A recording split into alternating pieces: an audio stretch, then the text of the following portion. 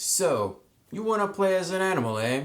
Well, don't worry, I won't judge. This is a review of Root, the role-playing game. Let's dive in.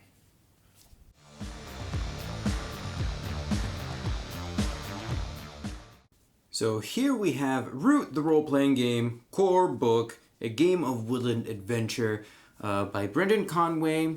Copyright, I think, is 2021, published by Magpie Games. Let's take a look at the back of the book.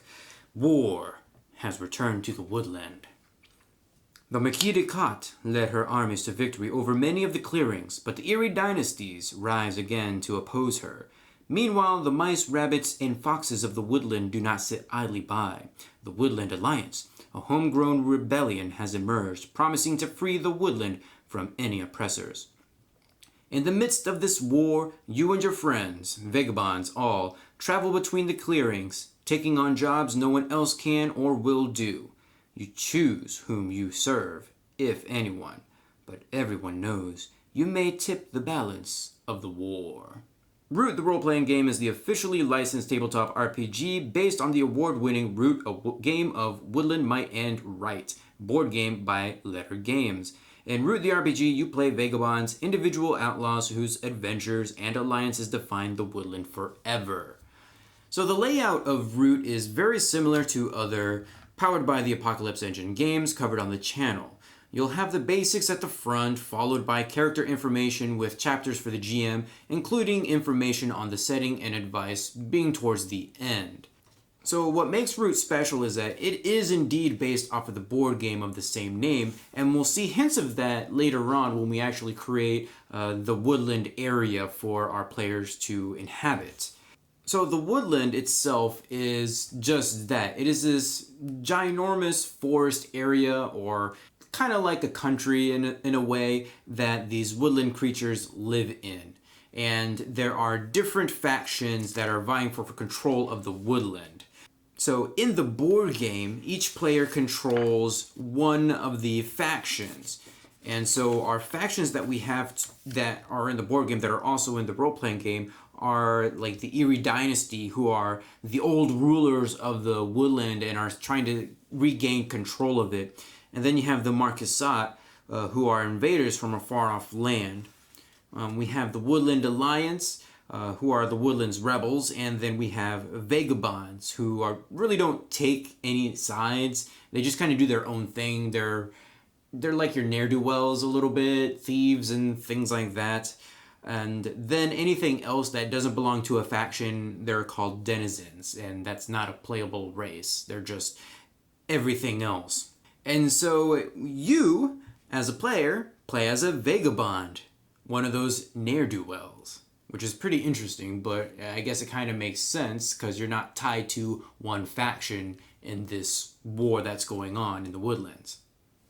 Character creation in Powered by the Apocalypse Engine games are simple, and Root is no exception. You only really need the playbook to get started. And this time around there are 9 playbooks. So our playbooks that we have are things like the Adventurer, a peaceful diplomatic vagabond making allies from those you aid. You have the Arbiter, a powerful obstinate vagabond serving as somewhere between a mercenary and a protector. The Harrier, a quick, enterprising vagabond racing easily from building to building and clearing to clearing without anything to stop you. The Ranger, a capable, stealthy vagabond centered on the forests that fill the woodland between the clearings. The Ronin, a skilled, willful vagabond formerly a servant of a lord in a different land. The Scoundrel, lucky, dangerous, acting more as destroyer and troublemaker than anything else. The Thief, a cunning, criminal vagabond capable of stealing even the most well-guarded treasures. The Tinker, an adept, clever vagabond interested in mechanisms and craftsmanship. The Vagrant, a charming survivor vagabond using words to get out of dangerous situations.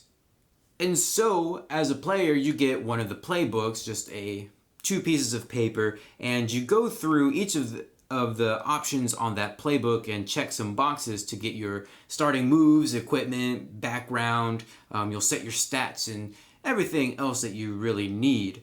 But it is very quick and easy.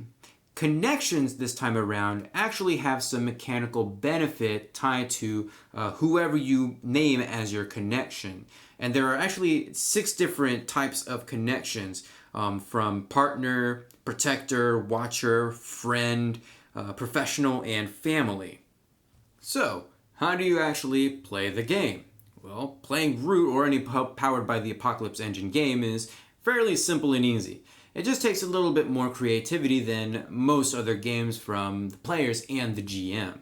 Simply put, the players say what their character is going to do, and the GM may ask them to make a specific move. Moves are what drives the narrative forward. I don't want to say these are your skills, they just draw attention to events that are uncertain. This time around, moves are categorized into 5 different groups. So you have basic moves, weapon moves, reputation moves, travel moves, and session moves. The basic moves are used to resolve common situations of uncertainty and drive the story forward in interesting ways. And this time, we have 9 of them. Attempt a roguish feat is very diverse, but a vagabond is only going to be trained in a few of the feats.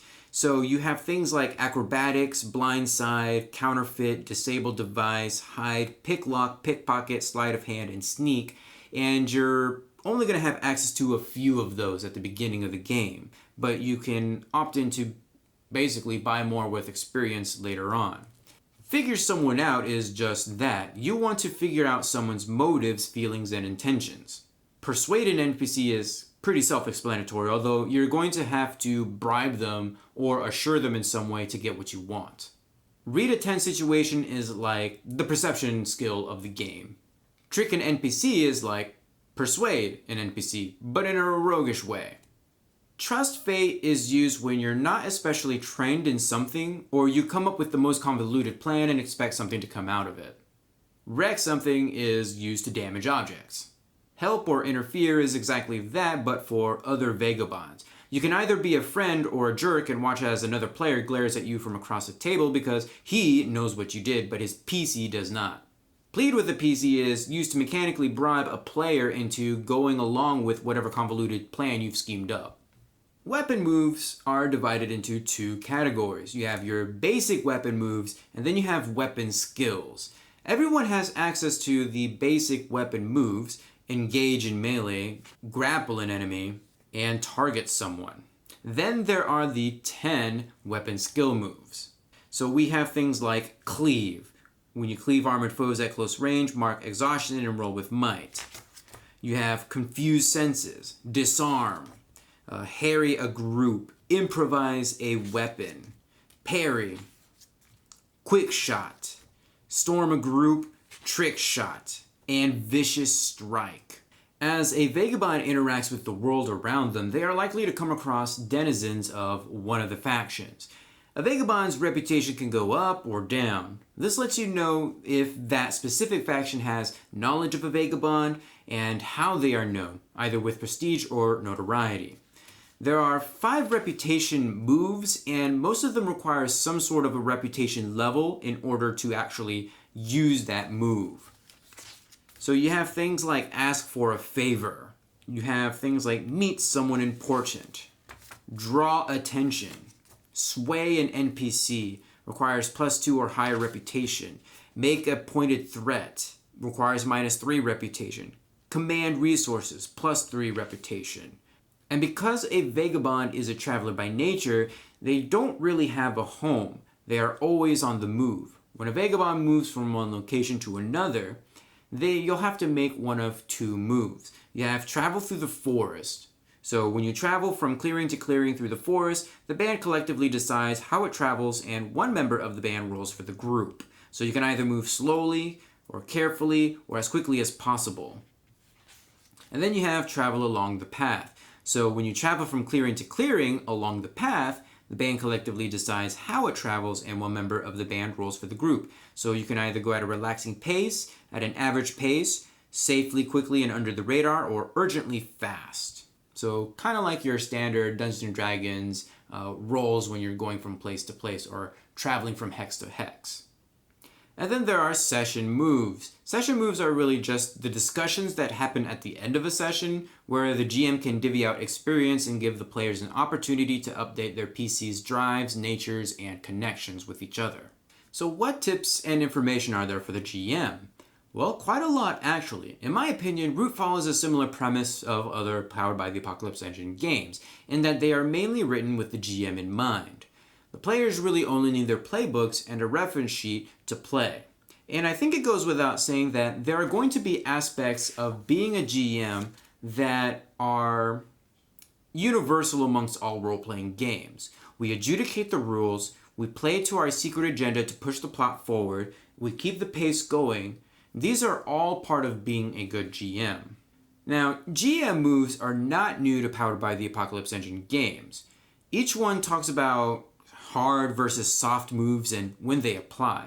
These are generally given when someone rolls a miss or someone hands us a golden opportunity or even when things slow down. I like how Root takes this a step further and gives us concrete moves, and I use that term lightly because I wouldn't say that these moves are moves in the traditional sense of Powered by the Apocalypse Engine games. There are examples of softer and harder versions of each. So we have things like inflict injury, exhaustion, wear, depletion, or moral, as established. You reveal an unwelcome truth. You show signs of an approaching threat, capture someone, put someone in a spot, disrupt someone's plans and schemes, make them an offer to get their way, show them what a faction thinks of them, turn their moves back on them, activate a downside of their background, reputation, or equipment, or after every move you say, "What do you do?" Another great tool for GMs is the addition of baseline NPCs. These are generic stat blocks for NPCs for when you need something quick. The stat blocks include how much injury they can sustain, how much exhaustion they have, any wear, morale, things like that. And you just basically choose one and then you give it a name and things like that. There's also examples of what each of those stat blocks can be used for. For example, the last one says a bear, run, or the one up above that one says a lieutenant committed to serving another's cause, and things like that. The last thing I'll touch upon in terms of being a GM is the creation of the woodland. If you've ever played the board game, the actual map has a variety of locations with one or more paths connected to others.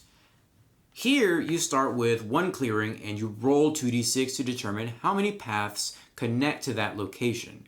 And you keep going, connecting locations as you go along until you have 12 total. You then get to populate these locations with a faction. The Marquisate starts in one corner of the map and the Eyrie in another.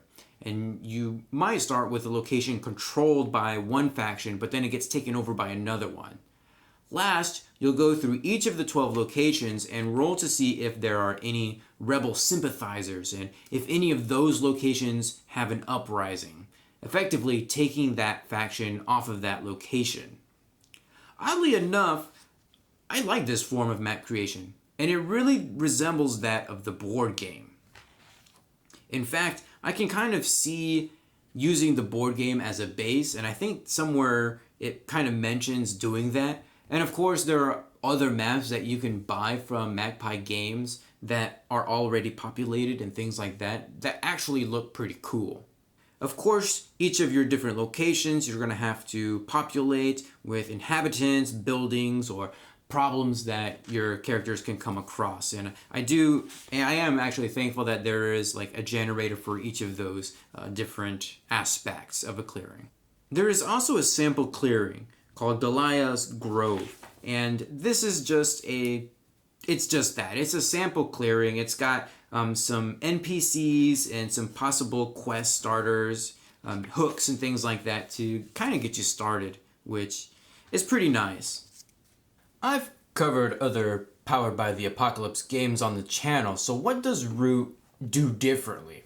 Well, not a whole lot really. You still got your basic moves and your playbook moves and all of that.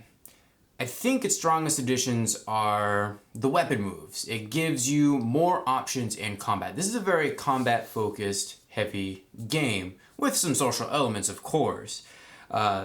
It's not as social as Masks, but I think that's also a good thing. This is a very low fantasy type of a game. Would I ever play this with my gaming group? Unfortunately, no. And only because it's not really my thing. This is really low fantasy. You won't find magic here unless you really want to incorporate something like that into it. If you really like Root, the board game, enough to want to expand that into a role-playing experience with your friends, then this obviously would be the perfect game for you if you like Powered by the Apocalypse Engine games. For me, it's just generic fantasy, although I will admit I am all in for games that actually let you play as that stray away from traditional humans, elves, and dwarves and more of the fantastical races or pets and animals.